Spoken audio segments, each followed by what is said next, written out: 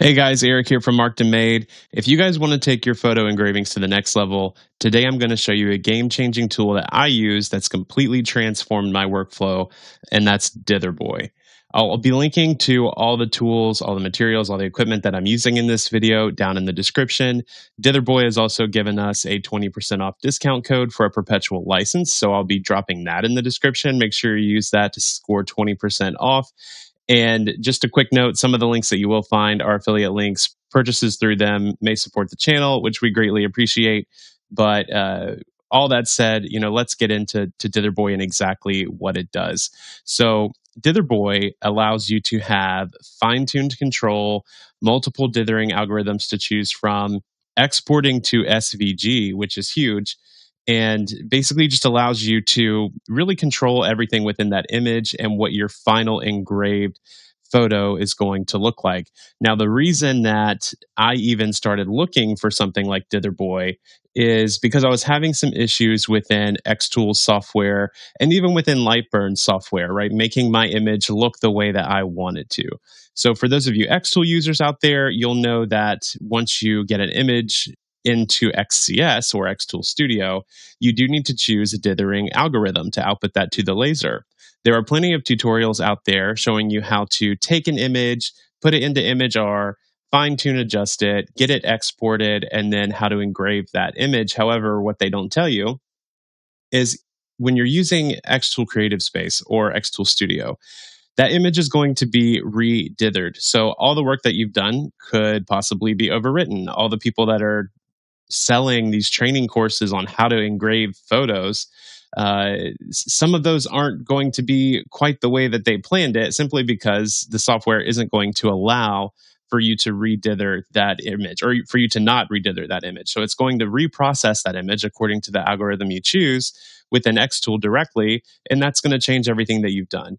If you go within Lightburn, there is an option to pass through that setting. So that way it's not going to redither. It's just going to pass through your already dithered image. But even then, you still have to play around with it in IMAG-R once you export it. It's final, and it's just a little bit of a pain. So I'm going to show you exactly how to do this and what software tool that I'm using and how it works. So with that being said, let's jump into Ditherboy. The first thing you're going to want to do is go to studioaaa.com. Those are the folks that sell Ditherboy. So we're going to pull that up here and we're going to go ahead and shop for it. So we're going to just scroll down. You go to studioaaa.com right up here in the top of the browser, and go ahead and add Ditherboy to the basket. And what you'll notice, it is a €40 one-time charge. So it is not expensive in terms of all the software that you're using monthly. And then if we go into view basket here, we're going to go ahead and add the coupon code ERIC20. We don't want that limited time offer. That's only 15%. We want something a little better than that. So we're going to enter ERIC, that's ERIK 20, hit apply coupon, and that's going to go ahead and give you 8 pounds off. So now we're down to from 40 pounds to 32 pounds, and we're going to go ahead and proceed to checkout. Once you've gotten or checked out with Ditherboy, you'll be able to download it. It is a perpetual license. This is not a monthly subscription. It works on Mac. It works on Windows. I believe it even works on Linux, but catch me if I'm wrong there. So regardless of your operating system, you should be able to use this. I use it across both of my machines, both the PC at my workshop and here at the house on my Mac. I use it as well. So that's how you're going to do that. And then once you have the software, we're going to go ahead and open it up. So give me just a moment here and we will switch over to that view. All right, so once we pull up Ditherboy here, what we're going to do is actually go in and open an image. So I've already opened an image here. This is of myself and my wife. Just to give you a basic idea of how this works, pick any image. You're going to use that import button to bring it in and go browse and find your file. Once you have this in here, there's a bunch that Ditherboy can do, and I recommend joining their Discord server. It can even do things with videos that are really cool for graphic and editing, and it does so much more than this limited use case we're showing. But for this one, what we're going to do is show you a few different ways to get this over into engraving specifically and exporting this SVG out into a way that is easy to use for your laser engraver. So If you pull this in and then you go over here to the style panel on the left, and you can pick in this top air diffusion or some ordered dither, or even some of the glitch effect ones, you can pick what type of algorithm you want applied. I really like Floyd, Atkinson, Jarvis, Stuckey. I use Bayer every once in a while, but let's go with Jarvis kind of to show you this here. And then it's going to instantly dither the image. Now you can control the scale of the dither. So this is where a lot of this actually comes into play. So it's going to default to kind of a high number for more of a effect that you'd use for something like graphic editing. But if you turn this down to like maybe 2, you'll see that when you zoom in, you still have plenty of that detail there. So if you want to go all the way out to scale of 1, you definitely can. That's going to give you a ton of detail. It is going to take a while to process that SVG, but you can do a scale of 1, and all of these little individual dots will give you tons of detail in the resulting engraving.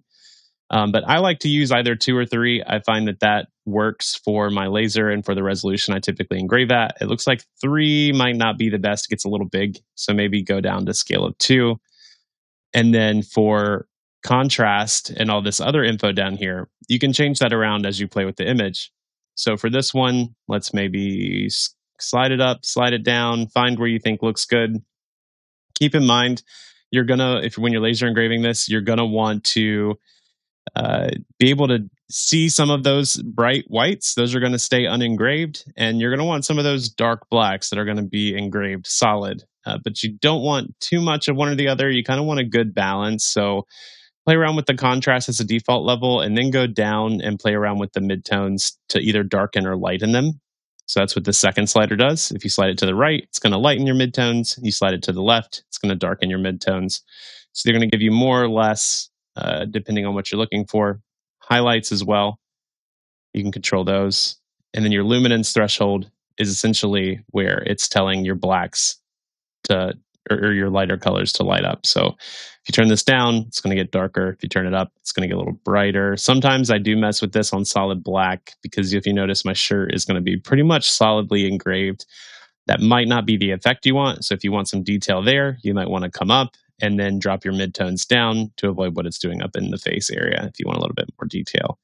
But that is a good way to really get that, to finalize sort of what you're looking for. It's important that you leave depth at 2. If you change depth out of 2, you're going to get gray, and you don't want gray. So you can see if I bump this up to a depth of 3, now we have gray, which, sure, that's cool if you're doing graphic editing or something with the photo itself. But for laser engraving, we're not going to be able to process gray. So we just want 2 colors, white and black. That's what your depth of 2 is. All right, I've changed the screen share around so you can see everything that pops up for these dialog boxes we're about to get when we go to actually export this image. So let me drag this out actually so you can see a little more of it. And what we're going to do now is export this. The coolest part about Ditherboy is you can export this as an SVG. But to do that, you're actually not going to click the export button. So let me show you. If you click the export button, you're going to get a dialog box, but the only options are going to be for WebP or PNG or JPEG, which we don't want, right? We don't want this to be rasterized. We want this in an actual SVG format. That way, all of these paths already come correctly processed. So what we're going to do is go up to File, Export, and then export as vector. It says experimental at the top of this, but I've done some experimenting in it over the past month or so, and it always works flawlessly. So we're going to export as vector. It's going to give you a warning that it's experimental and it may produce some approximate results, but just go ahead and click yes, you want to continue, and then give it a name. We're going to just save it as dithered image 1, and we're going to save it in our downloads folder, and we're going to make sure that SVG is selected, and then we're going to save that. It might give you another warning here in a second when it processes, telling you that it's a large file. Yeah, this one's actually really big at 3.8 megabytes. So 3.8 megabytes is huge for an SVG. If you're finding that you're having an image that's a little too much for your graphic editing program to handle, like Illustrator, which we'll be doing in our next step, then you might need to do a couple things. One, you could crop the file down at first or just resize it in Photoshop or some other type of free software if you have one to just shrink that down. You don't need a huge file for this. It's going to dither it either way. So you could always shrink that file down, reduce the resolution, or you could increase the scale. So if you bump that scale up, it's going to reduce the amount of paths. It's going to reduce the size of the SVG. For this one, I'm just going to leave it alone, and then it's going to say that that's complete. And we're going to go into the next step, which is going to be opening this in your editing tool of choice. Mine is Adobe Illustrator. Yours could be something different, but let's jump into Illustrator and get that done. All right, so the reason that I've opened this in Illustrator is because Ditherboy does do a couple things that I don't am not a super huge fan of, but it's not that big of a deal to fix. So this is especially true for XTool users. If you were to try to open this SVG in XCS or XTool Studio, you're not going to get desired results. It might slow down or even crash XCS.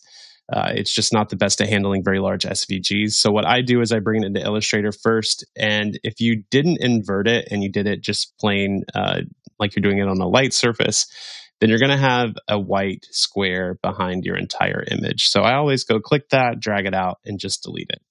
And then what I will also do is select all of this in here and scale it down first because this is absolutely huge. It's still selecting. This is going to depend on the speed of your computer here. I'm running a 2024 MacBook Pro with an M3 Max chip in it, so it's pretty quick, but this is sized at 8 inches wide and 16 inches tall. 16 inches wide and 28 inches tall. I was reading the wrong number. So that's huge. And for an SVG, you don't need that anywhere near that big. So just hold shift, drag that down to be much smaller. And once you get down to something that's more manageable, release and let that scale. And once that processes, even on my computer, this is struggling a bit. That's how I know that I probably should have reduced the file size or increased the scale first. But for the sake of the video, we're just going to leave it big. And now that's processed through. And then we can zoom in and see that that's the same down here. So now this is going to be much easier to work with. And if you want to, you can even go ahead and compound this. That's depending on your workflow. If you don't want to compound it, you don't have to. But if you select everything and on Illustrator, you hold Command or Control and the number 8, it will go ahead and compound that vector for you. And that way it's fully built and into one compound vector to make it a little easier importing into XTool, especially. Once you have that selected, you're just going to want to click it again, and then we're going to go ahead and export this. So we're going to right click, and then we're going to export selection.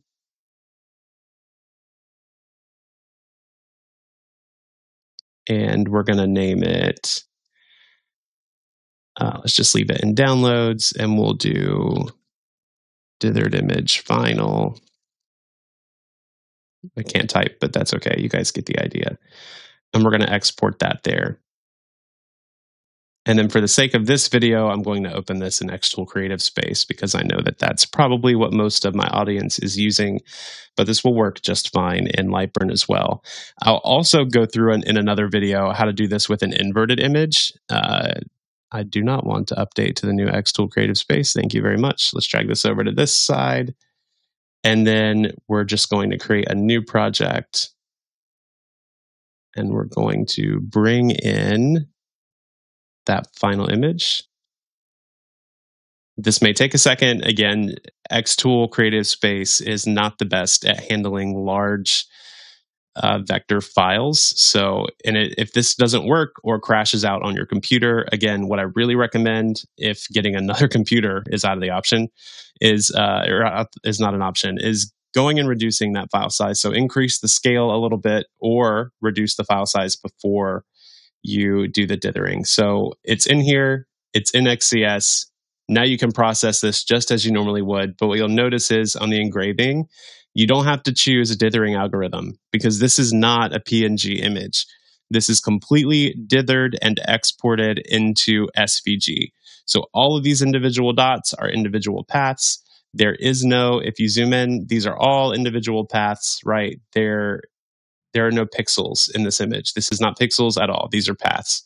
So you don't have to select an algorithm. When you go set your settings, you just tell it to engrave, and you can pick the speed and power you normally would, right? That's exactly what you want when doing something like image processing. You can see the output directly as it is beforehand. If you're using mock-up tools or you want to see what this would look like on a tumbler, right, you can switch to, let me pull it into one that rotates on the side.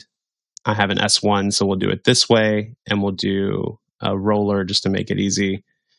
Normally I would do Chuck. Of course, I never actually, let's just switch it to Chuck because I never do that. And we're going to say that it's like a Stanley tumbler. So we're going to throw this at 315 circumference, and then we're going to leave it at 167 height, which is a little too far for what we'd probably want. But just to preview it, we're going to click this preview screen.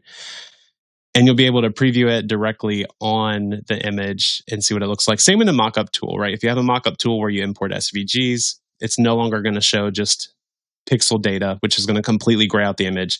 It's going to give you a good way to preview the actual design in the mockup and see what it's going to look like. A couple tips and tricks about using this to engrave on a tumbler or on any other item is you're going to want to turn up your LPC on XTool, or decrease your line interval to make it so they're closer together in Lightburn.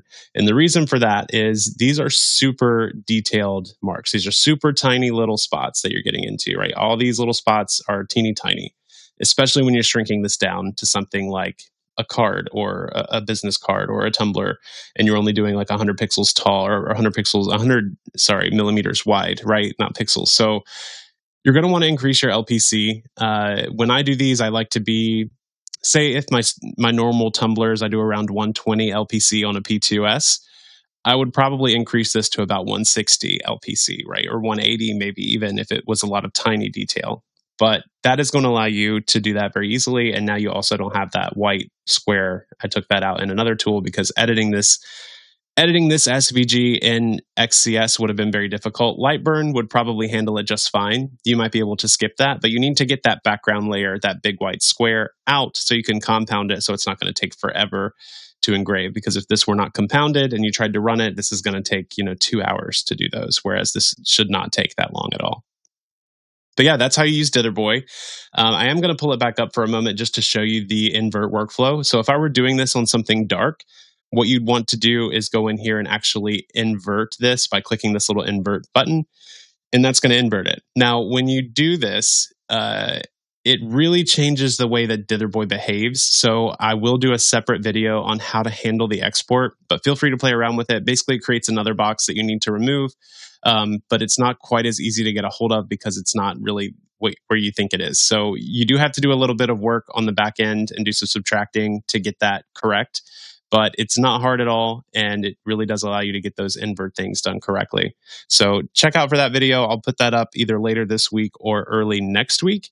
Hit that like and subscribe button if you enjoyed. And again, I will include a link to Ditherboy, to the XTool lasers we use, and everything else around the shop that I used during this video. So thanks so much for watching. Again, hit that like and subscribe button and drop your questions in the comments below, and I will get to them. If you have questions about anything here, we can do separate videos on them, or we can do kind of a one-on-one thing if you like as well. I'll also drop a link to my Facebook community called Beyond the Burn, where we do laser education as well as other tools like UV printing, DTF, and all the other machines we have here in the shop. So join our Facebook community, ask questions there, ask questions in the comments, and let me know what you create using Ditherboy to do that, to do those images, right? This is super cool to be able to bring in an image, dither it exactly how you want, and export that dither as an SVG. So there's no more IMAG-R, there's no more downloading, there's no more reprocessing of PNGs. Super easy, super straightforward, and hope you enjoy it. Thanks so much, guys. Catch you in the next one.